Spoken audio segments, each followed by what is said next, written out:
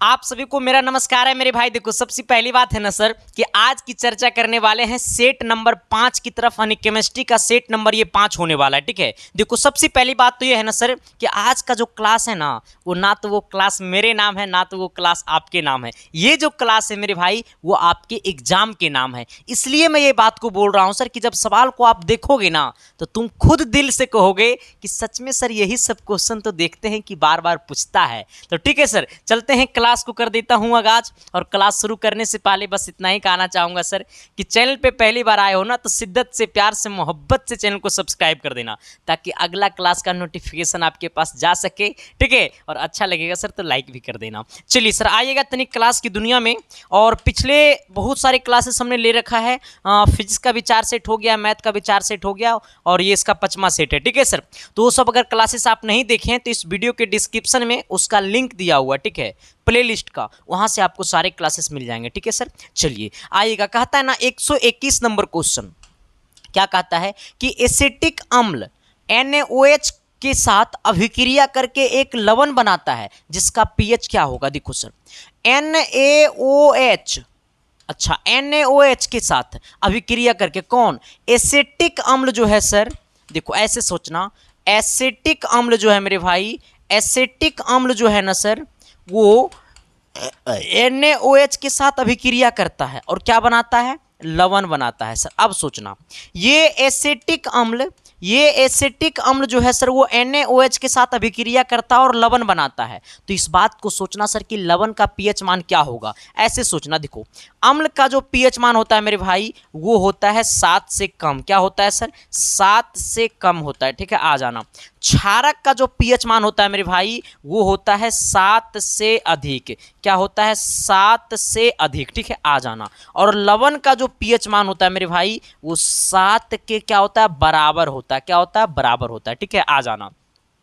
अगर कहता कि अम्ल बनाया तो अम्ल का पीएच मान क्या होगा, तो 7 से कम होगा। अगर कहता कि लवण बनाया तो लवण का पीएच मान 7 के बराबर होगा। अगर बोलता कि क्षार बनाया तो क्षारक का पीएच मान कितना होता है, 7 से अधिक होता है। हमने क्या बोला है सर कि अम्ल का पीएच मान 7 से कम, लवण का पीएच मान 7 के बराबर, क्षारक का पीएच मान 7 से अधिक। ठीक है, चलो 7 के बराबर बोले तो ऑप्शन नंबर बी आइएगा सर। सवाल नंबर 122 की तरफ। 122 नंबर क्वेश्चन क्या कहता है, जरा गौर कीजिएगा मेरे भाई। ठीक है, आ जाना। कहता है संगमरमर की वायुमंडलीय आर्द्रता, संगमरमर की वायुमंडलीय आर्द्रता और CO2 के साथ अभिक्रिया करके चूना बनाता है। अच्छा, चूना बनाना उदाहरण है किसका। देखो सर सवाल बोला है ना कि संगमरमर की वायुमंडलीय आर्द्रता, संगमरमर की वायुमंडलीय आर्द्रता CO2 के साथ अभिक्रिया करके चूना बनाना उदाहरण है किसका। तो ये जो उदाहरण है मेरे भाई वो आपका होता है योगात्मक अभिक्रिया का। किसका उदाहरण है, योगात्मक अभिक्रिया का। ठीक है, आपसे पूछा संगमरमर की वायुमंडलीय आर्द्रता, संगमरमर की वायुमंडलीय आर्द्रता CO2 के साथ अभिक्रिया करके चूना बनाता है, यह योगात्मक अभिक्रिया का उदाहरण है। किसका उदाहरण है सर, यह योगात्मक अभिक्रिया का। ठीक है, चलिए आइएगा सवाल नंबर 123 की तरफ। 123 नंबर क्या कहता है, जरा गौर कीजिएगा। ठीक है, चलो कहता है ना CO2 और SO2 गैसों की विसरण गतियों का अनुपात क्या होगा। देखो सर जैसे आपसे पूछेगा विसरण गतियों का अनुपात, कौन पूछेगा, विसरण गतियों का अनुपात किसका किसका, तो RCO2 बट्टा में RSO2 का विसरण गतियों का अनुपात, यही ना पूछा है, विसरण गतियों का अनुपात। तो कुछ नहीं करना है, देखो मेरे भाई क्या करना है, सबसे पहले आपको रूट लगाना है यहाँ पे और नीचे वाला का सबसे पहले ऊपर में एटॉमिक मास लिखना है। ठीक है, यानी हमें द्रव्यमान संख्या लिखना है SO2 का, बट्टे में द्रव्यमान संख्या लिखना है CO2 का। ठीक है, आ जाना। अब कहिएगा सर कि ये M क्या है, तो वो M जो है ना वो द्रव्यमान संख्या है। ठीक है, आ जाना। अब जरा ऐसे आइएगा सर, यहाँ पे SO2 16 नंबर पे क्या होता है सर, तो 16 में आता है सल्फर। ये S जो है सर वो 16 नंबर पे आता है। ठीक है, 1 hydrogen, 2 helium, 3 lithium, 4 beryllium, 5 boron, 6 carbon, 7 nitrogen, 8 oxygen, 9 fluorine, 10 neon, 11 sodium, 12 magnesium, 13 aluminium, 14 silicon, 15 phosphorus, 16 sulphur. ये जो S है वो आता है 16 नंबर पे, तो इसका द्रव्यमान संख्या क्या हो जाएगा, 32। ये 16 का द्रव्यमान संख्या क्या हो जाएगा सर, ये 32 हो जाएगा। ठीक है, आ जाना। ये 32 अब प्लस ऑक्सीजन आता है 8 नंबर पे, कितना नंबर पे ऑक्सीजन आता है, 8 नंबर पे। तो इसका द्रव्यमान संख्या कितना हो जाएगा, 16, और 16 और यहाँ पे 2 गुना में है, तो 16 और गुने कितना कर देंगे 2, और बट्टा में यहाँ लिखेंगे CO2। सी का परमाणु संख्या कितना है, तो कार्बन आता है 6 नंबर पे, तो परमाणु द्रव्यमान कितना हो जाएगा 12 इसका, ठीक है, आ जाना प्लस। यहाँ पे O2 तो ऑक्सीजन होता है 8 नंबर पे, परमाणु द्रव्यमान होगा इसका 16, और 16 को 2 से गुना कर देंगे तो हो जाएगा 32। अब इसको जरा जोड़ करके बताइएगा सर, ऊपर में हो जाएगा 16 दूनी 32 और 32 हो जाएगा 64, और नीचे में कितना हो जाएगा सर 44। आप जरा इसको काटिएगा सर, देखो अच्छा ऊपर में कितना हो जाएगा, ये रूट अंडर 64 किसका वैल्यू हो जाएगा, तो 8 का वैल्यू हो जाएगा, क्योंकि ये 8 का स्क्वायर होता है। अब बट्टा में नीचे कितना बच गया 44। अच्छा ये 44 को लिख सकते हैं 11 गुने 4 बराबर 8 बट्टा ये 4 का वर्गमूल, ये 4 किसका स्क्वायर होता है, 2 का स्क्वायर होता है, यानी 2 रूट 11 हो गया, यानी 8 सही 2 रूट 11, 8 सही 2 रूट 11। अच्छा 2 से कटेगा भी, ये 2 से कटेगा 8 4 बार में, यानी हो जाएगा 4 बट्टा कितना रूट अंडर 11, यानी कहने का सेंस है 4 अनुपात रूट अंडर 11, 4 अनुपात रूट अंडर 11 बोले तो ऑप्शन नंबर कितना डी। कोई दिक्कत, कोई परेशानी, कोई तकलीफ है तो बता देना सर। देखो सर मेरे हमेशा से कोशिश रहता है कि आपका सिलेक्शन दिलाना है, और आपको सिलेक्शन दिलाने के लिए मैं कुछ भी करने को तैयार हो जाऊंगा सर, ये मेरी वादा है सर, ठीक है, जरा इसे देख लेना मेरे भाई, ठीक है। चलो आते हैं सवाल नंबर कितना 124 की तरफ। 124 नंबर क्या कहता है, जरा गौर कीजिएगा। कहता है दो गैसों के विसरण गतियों का अनुपात, दो गैसों की विसरण गतियों का अनुपात 2:3 है, तो गैसों के अनुभारों का अनुपात क्या होगा। विसरण गतियों का अनुपात 2:3 है, तो हमसे पूछा भारों का अनुपात, हमने क्या बोला, विसरण गतियों का जो अनुपात है वो 2:3 है। अच्छा विसरण गति मतलब समझ रहा है, विसरण, विसरण का मतलब आर से सूचित किया जाता है, ठीक है, यानी R1 और R2 का जो अनुपात है सर वो 2 कितना है 3 है।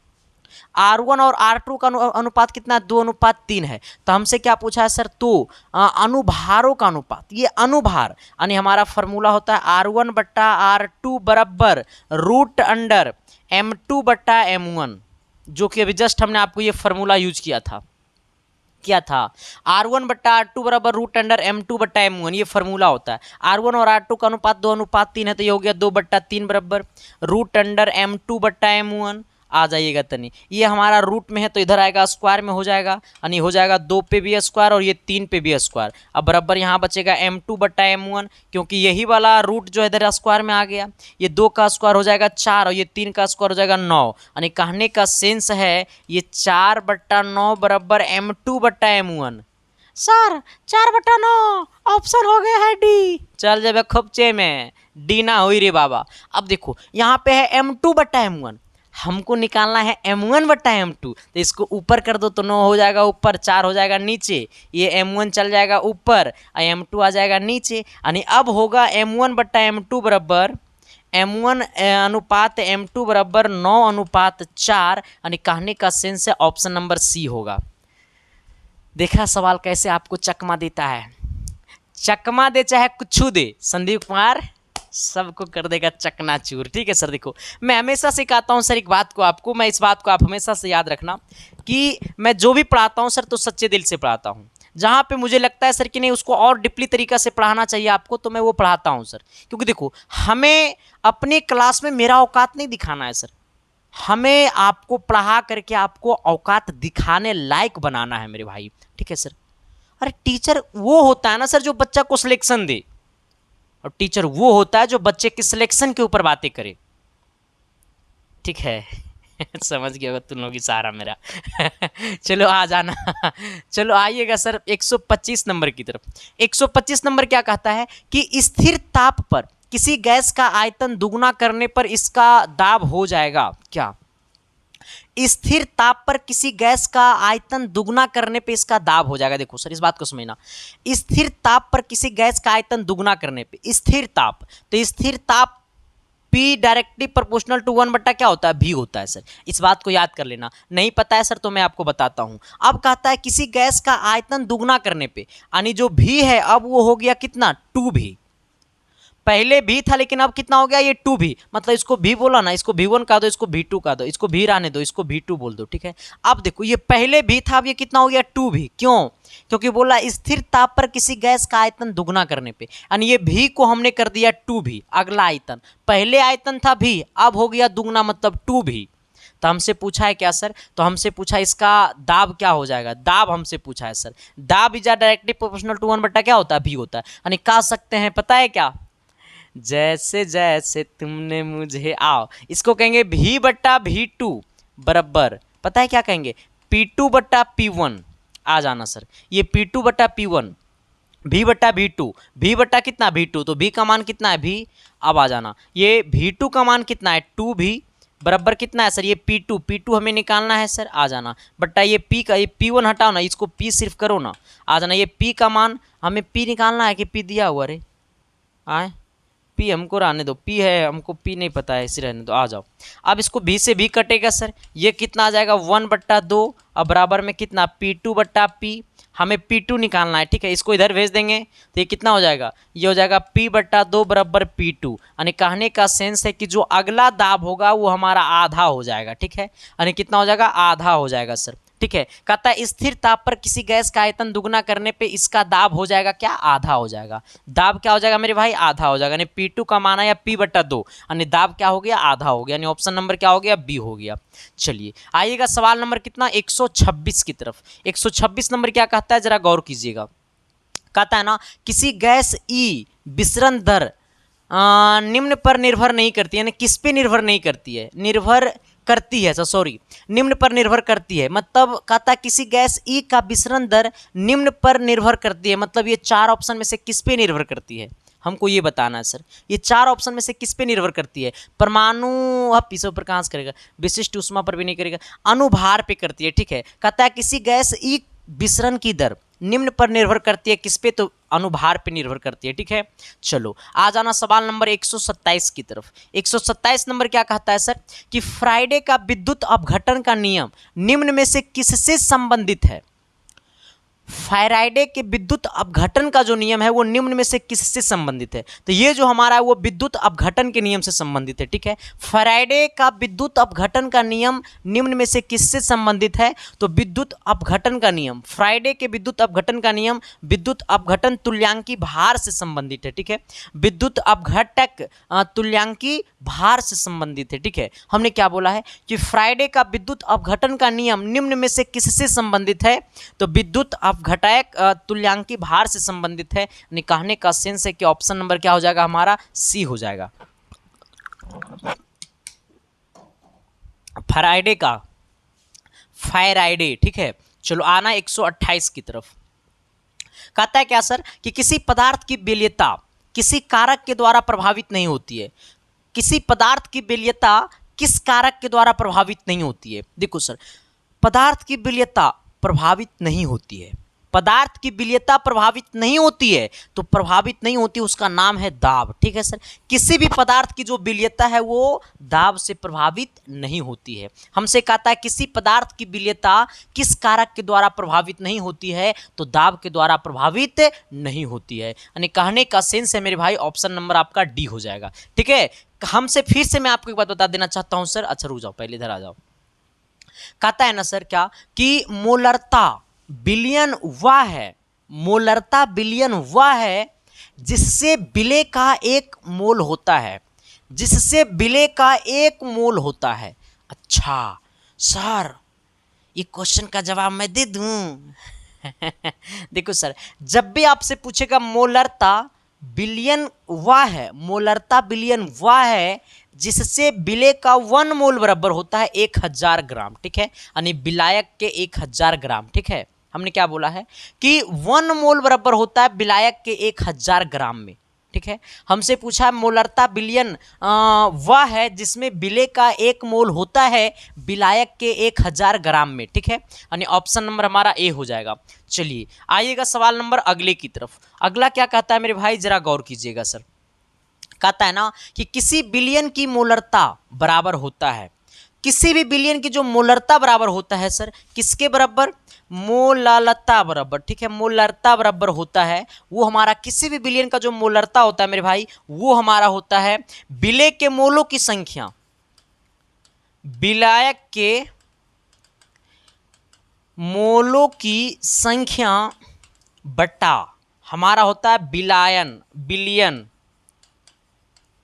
बिलियन की किलोग्राम संख्या, ठीक है, आ जाना, यही हमारा होता है। कहता है मोलरता बराबर होता है विलय के मोलों की संख्या बटा बिलियन की ग्राम संख्या।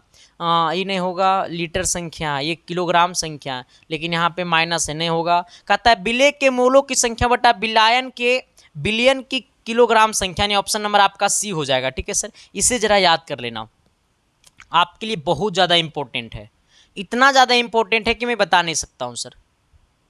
कुछ कुछ चीज़ होता है ना जिसको बताया नहीं जाता है, लेकिन तुम्हें याद करना है सर, ये सेट प्रैक्टिस है रे बाबा, ठीक है। चलो आ जाना, अगला क्या कहता है 131 नंबर की तरफ।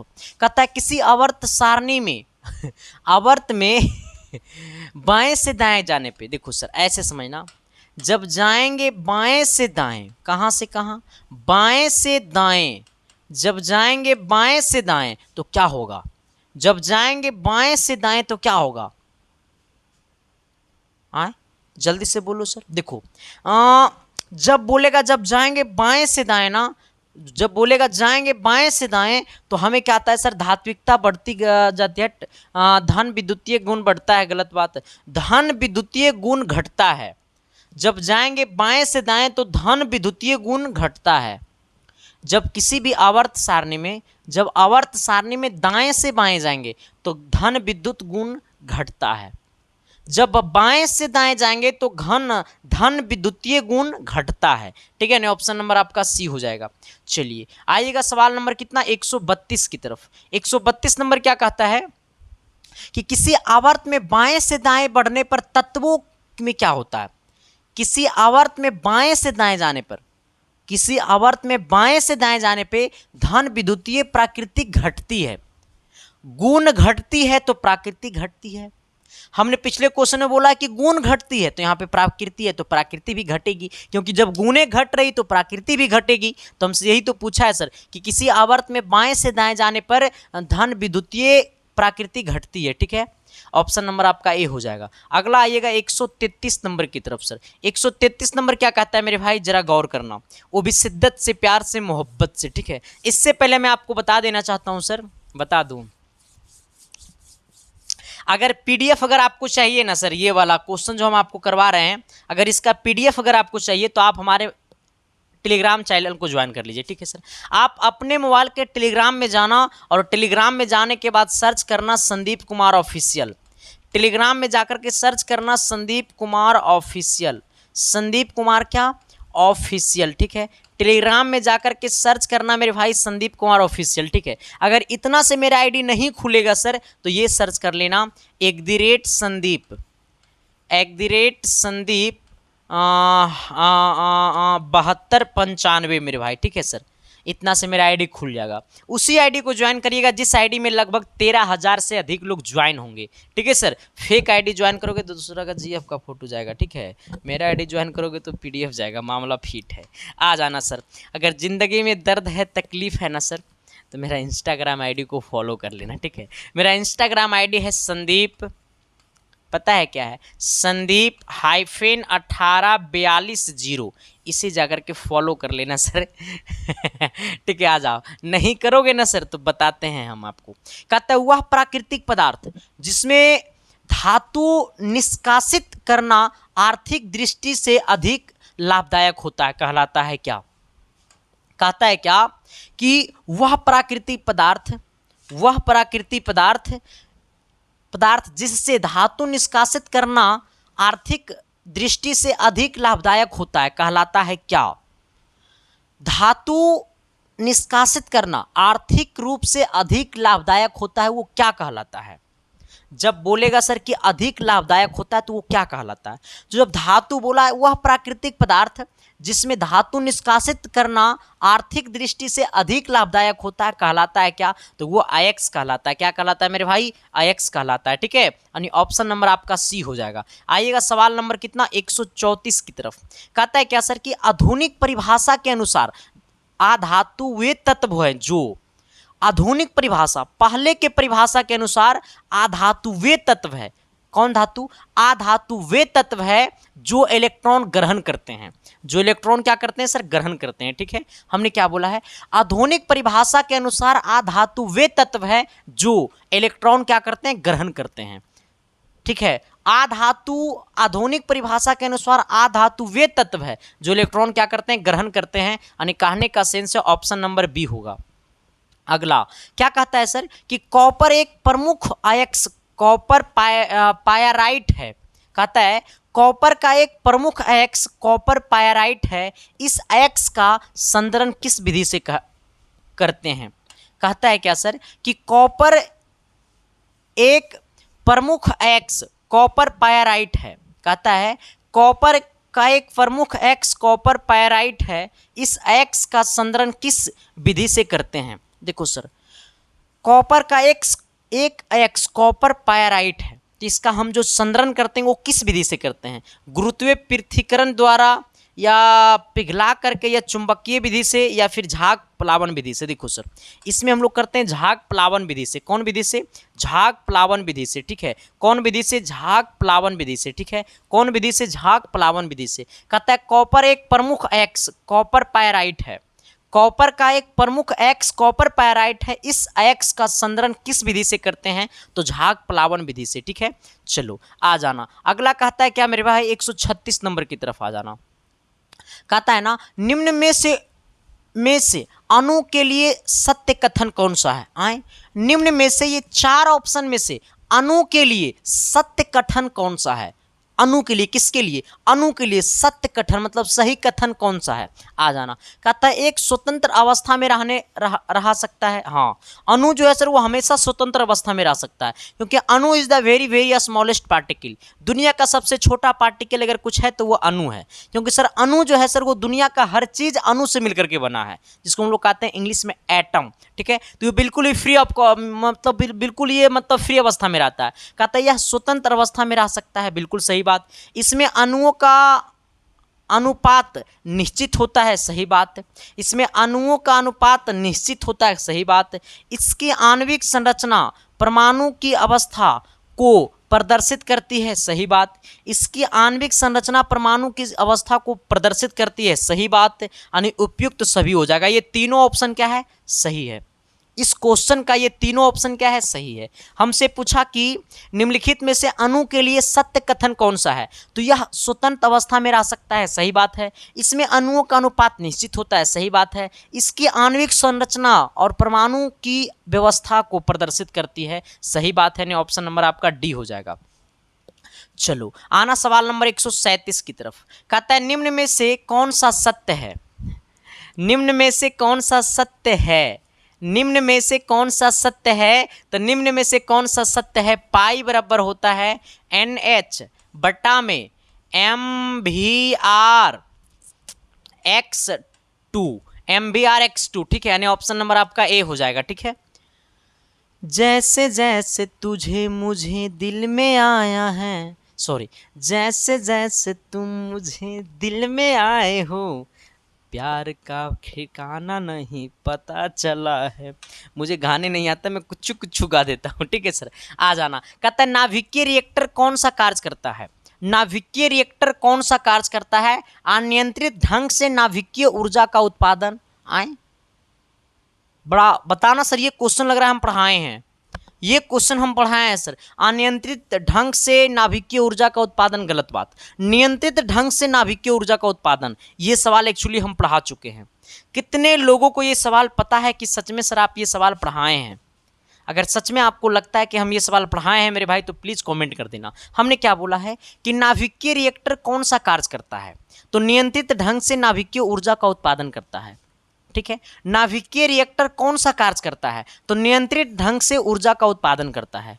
नाभिकीय रिएक्टर कौन सा कार्य करता है? तो नियंत्रित ढंग से ऊर्जा का क्या करता है? उत्पादन करता है। यानी कहने का सेंस है ऑप्शन नंबर बी। चलिए आते हैं सर सवाल नंबर कितना 39 की तरफ, 139। इसे जरा गौर से देखिएगा सर, ठीक है, क्योंकि ये जो सवाल है ना मेरे भाई वो बड़ा ही इंपॉर्टेंट है। आपके एग्जाम में लगभग 17 में भी पूछा था ये क्वेश्चन, और एक बार और पहले भी पूछा हुआ, ठीक है। आ जाना, कहता है ना कि गामा किरणें की भेदन क्षमता होती है, गामा किरणें की जो भेदन क्षमता होती है वो अल्फा और बीटा दोनों प्रकार की किरणों से अधिक होती है। ये गामा किरणें की जो भेदन क्षमता होती है वो अल्फा और बीटा से क्या होती है? अधिक होती है।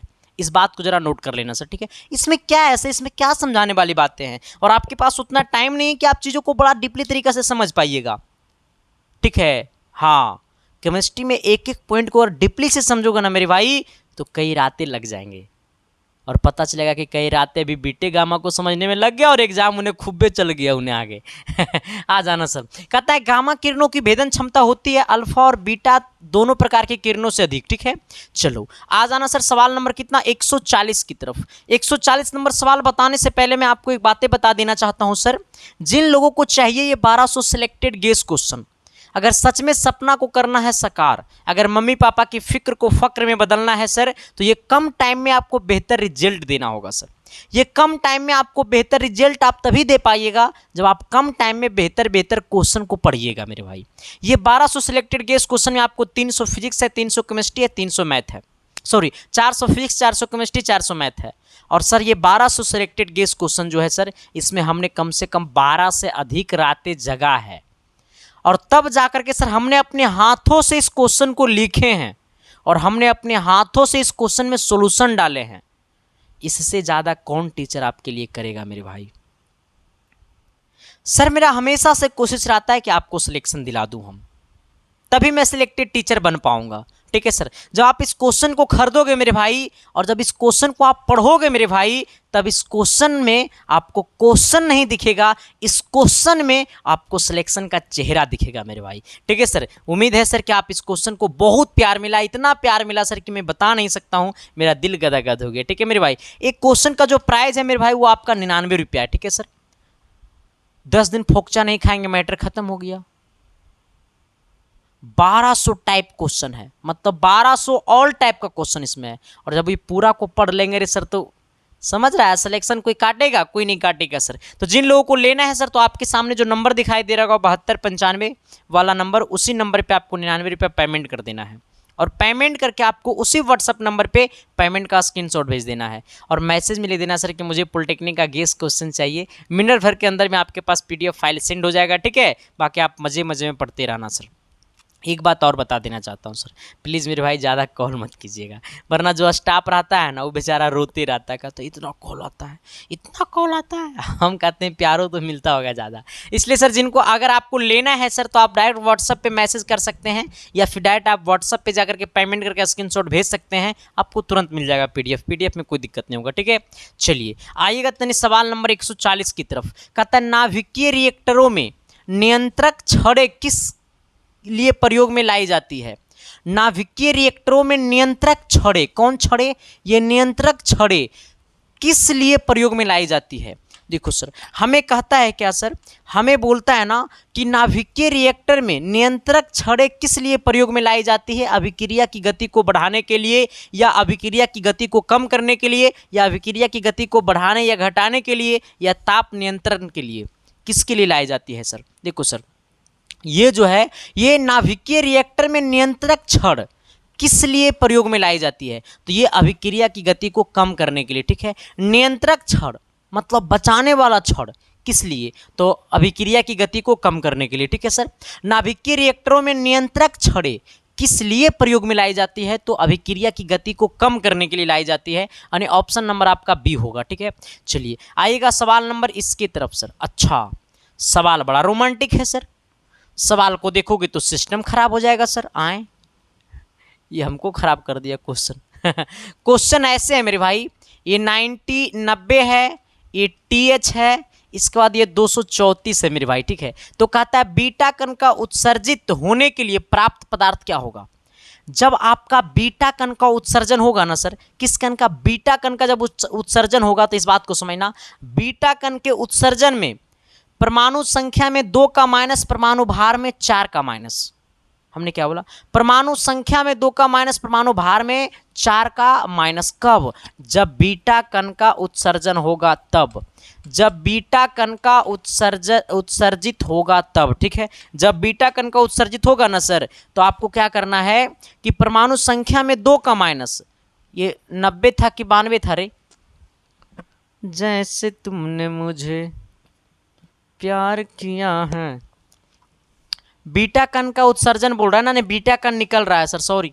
बीटा कण, अल्फा कण में 2 का माइनस होता है सर। जब बीटा कण निकलेगा ना सर, बीटा कण जब निकलेगा, उत्सर्जन का मतलब निकलना। ठीक है सर, आ जाना। जब बीटा कण निकलेगा सर, तो आपको कुछ नहीं करना, परमाणु संख्या में 1 जोड़ देना है, परमाणु भार में कोई परिवर्तन नहीं करना है। ठीक है, और ये हमारा हो जाएगा सर आपको 91। ये 90 है, तो इस परमाणु संख्या, इसको हम लोग कहते हैं, इसमें 90 है, बीटा कण का उत्सर्जन हुआ, 1 जोड़ देंगे, परमाणु भार में कोई परिवर्तन नहीं होगा। यानी 90 और ये कितना हो जाएगा? 291 और 234, 91 और 234।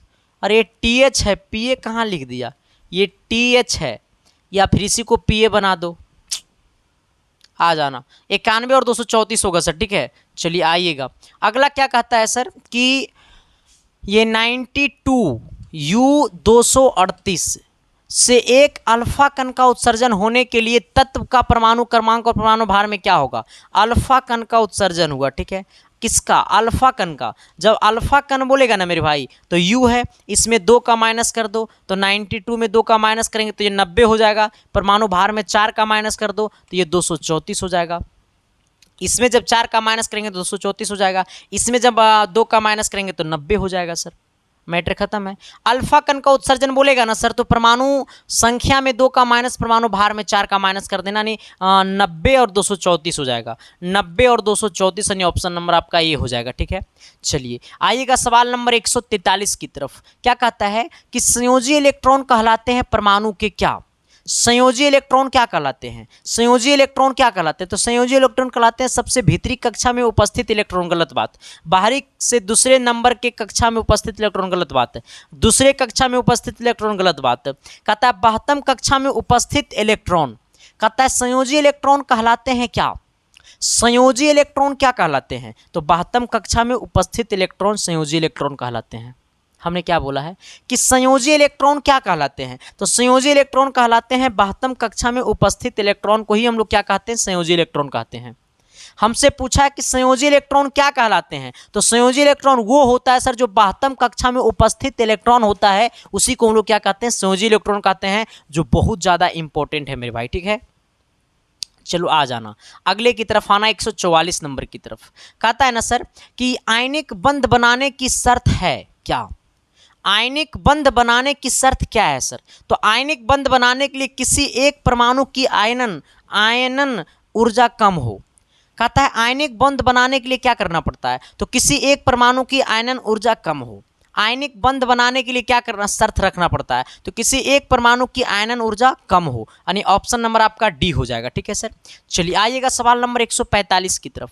145 नंबर कहता है कि सहसंयोजी यौगिकों की तुलना में विद्युत संयोजी यौगिक के समानता होते हैं। सहसंयोजी यौगिकों की तुलना में विद्युत संयोजी यौगिक में समानता क्या होते हैं? ये दोनों में क्या समानता है सर? तो कहता है उच्च गलनांक और उच्च क्वथनांक।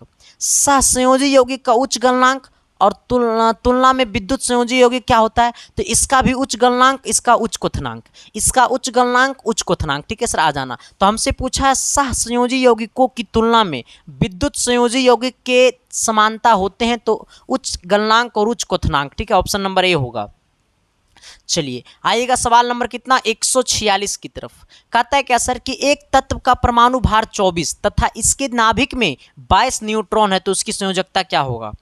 एक परमाणु भार है सर जिसकी परमाणु भार 24 है। अच्छा, परमाणु भार कितना है? 24 है सर, आ जाना। नाभिक में इतना न्यूट्रॉन है। न्यूट्रॉन कितना है सर? 12 है। अब सोचना सर, न्यूट्रॉन जब 12 है तो इलेक्ट्रॉन कितना होगा?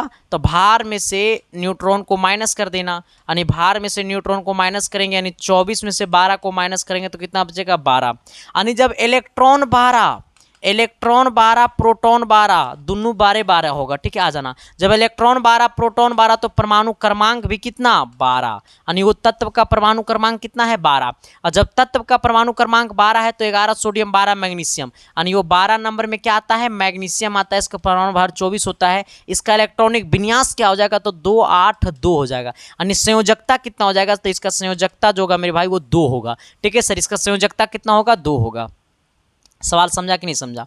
कहता है सर कि कहता है एक तत्व का परमाणु भार इतना है, भार इतना है, न्यूट्रॉन इतना है, तो इलेक्ट्रॉन क्या हो जाएगा भार में से न्यूट्रॉन को माइनस कर देंगे तो आ जाएगा 12, यानी 12 ही जो है सर इलेक्ट्रॉन का वैल्यू प्रोटॉन के वैल्यू का बराबर होता है, और वो सब इलेक्ट्रॉन परमाणु क्रमांक के बराबर होता है, परमाणु संख्या के बराबर होता है। तो इसका परमाणु संख्या भी आ गया 12 12 होता है। इसका इलेक्ट्रॉनिक विन्यास लिख दो, जो अंतिम में आएगा वही कहलाएगा संयोजकता, तो 2 होगा इसका।